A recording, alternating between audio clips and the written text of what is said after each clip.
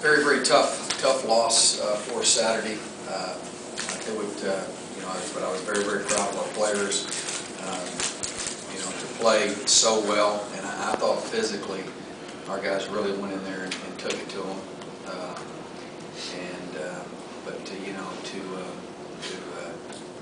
To lose that one in the last few minutes was very, very difficult. You have to give Iowa a lot of credit. I mean, the way they responded. We went up 24-3. The way they responded to that was very decisive and marked of a championship program. We made tremendous progress for the first time. It resembled what we're trying to make it look like and what we're trying to do. But we're not here for progress. We're here to win football games. So no excuses. We just got to get it done. We got to do a better job than what we did finishing the game. And we're hard at work this week. I think we got to. You don't have much time to lick wounds because I think we got the best team on our schedule coming in here this week.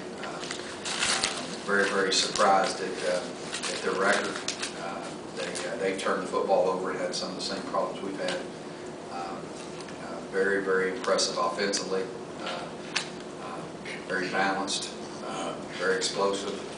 And then defensively, by far, I think the best defensive football team that we've played. Very well coached and a very, very good football team coming in here. So we're excited. Our kids are excited about the opportunity to get back out there.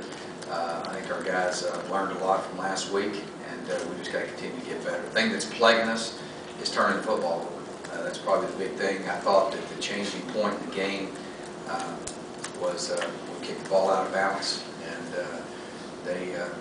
then they executed, they performed, they went and took the game. So we're hard at work and ready for Notre Dame, and I am proud of our guys and how they competed.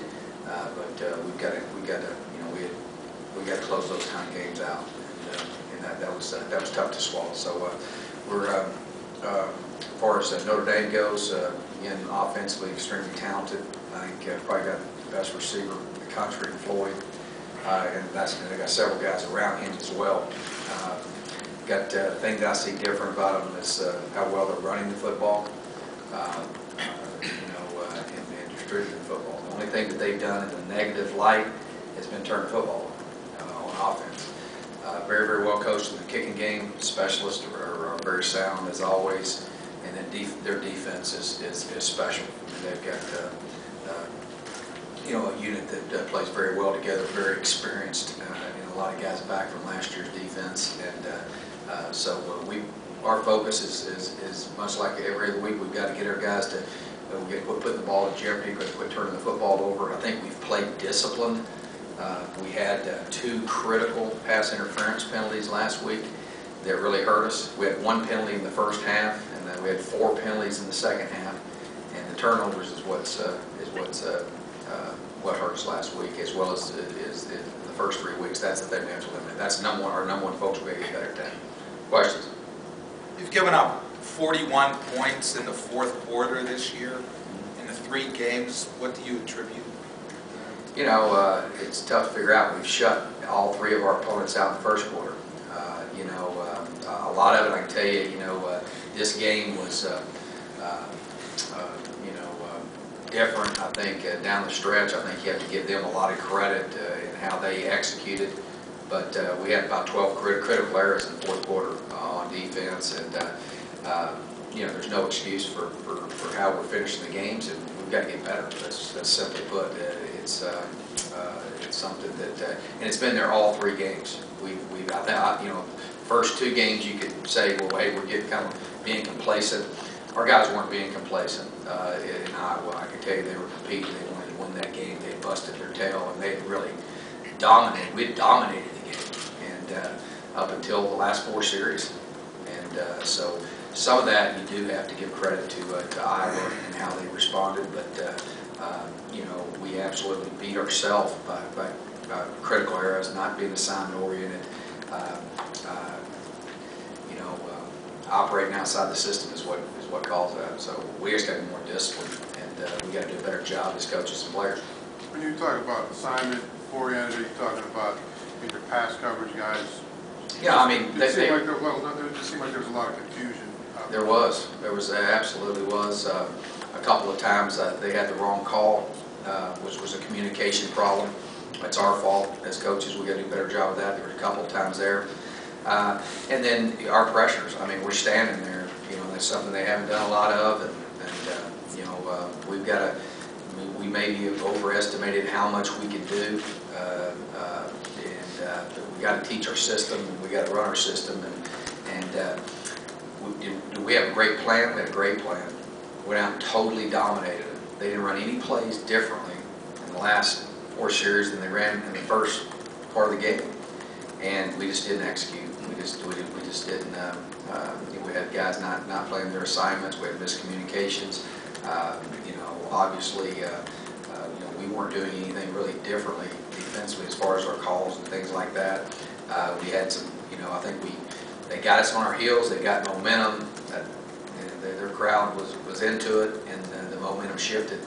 And I thought the real critical time was when we kicked the ball out of bounds. I thought that just really is critical. I mean, it really was critical there. They got the crowd into it. They scored, and then, you know, we weren't able to answer either. I mean, you know, it was really tough because it's the first time that we played 3 quarters of defense that was extremely impressive against a very good football team in a very hostile situation. And then, you know, just basically, I thought got on our heels. They got the momentum. And you got to give them credit too, Paul. They executed. I mean, the way they responded from 24-3 down, they came back and they responded like a championship level program. And I think you have to give them credit for that. We contributed to it by making mental errors, and I think that's, you know, anything that you say would be an excuse. I'm not going to make any excuses. We just got to be better. That surely hadn't happened to me very often, and we're going to work hard to make sure it doesn't happen again. Coach, looking to the future, can you talk about the move to the ACC? Yeah, we're very excited, very thankful to our administration, to Chancellor Nordenberg, and to Steve Peterson for solidifying our future. I think it's an exciting time for Pitt. I think it's an exciting time for our fans. I know that when you look towards the future and being in the ACC and the type of opponents we're going to play week in and week out, it's going to make for an exciting home schedule every year. So for our fans, I think it's going to be exciting. For me personally, I think the universities that are associated with the ACC academically and athletically are at the highest level in the country. I mean, you know, it's impressive to be able to know that our future is going to be in a league that carries that kind of prestige, and that we're going to compete at the highest level academically and athletically in the country. And that's the TV market, the East Coast, the recruiting base, all those things. I think is something that we're very excited about, very appreciative to have that opportunity. Todd, were you aware that this was a possibility when you got hired? That there would be some shuffling, let me rephrase it, there would be some shuffling, maybe not this specifically, but... Yeah, I mean, you know, anybody that, you know, I really, to be real honest with you, I don't get, you know, was not involved in any of that.